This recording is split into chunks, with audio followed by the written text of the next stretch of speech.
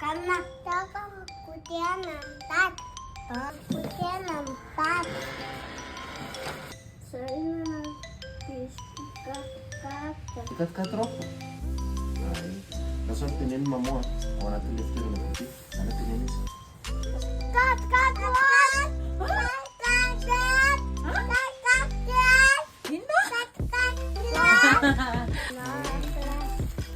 kat. Wow, Jeremy ça fait des délais ici. Wow. Wow. Sana lokana. Ya. Ina mo yun. Ale mamole funya. Bolana vatsika kilalao ty rehefa avy eo. Androany izy roa lahy dia hiaraka kely ilalao miaraka amin'ireo cousin ina no sato eny. Iny efa voniny goûté iny hoentin'ny maman iny dia lasay. Dia tonga tany izy roa lahy dia goûté 4 ropa no nentin'izy ireo hozaraina amin'ny ankizy.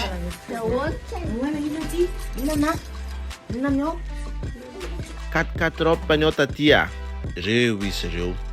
Direktra raha ny lalao sady mihinana 4 ropa.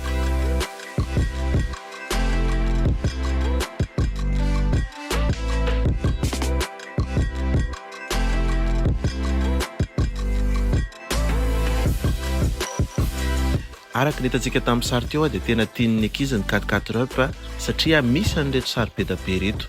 Io zao misy alpaga, misy maky, misy tokana. Ary ny tena mahatsara azy rehefa manana fonony be da be nareo dia afaka miara milalao an'ilay izy. Ho atorina ianareo zao ary ahoana ny filalao azy.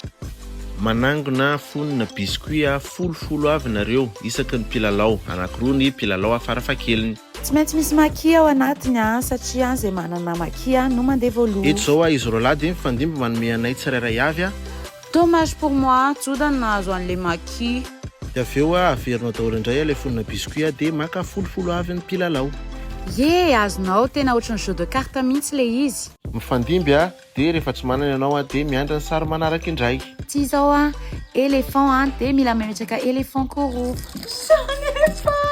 Oh, sazanareo. Zay voalohany tsy manana karatra intsony eny an-tanany ny maharesy.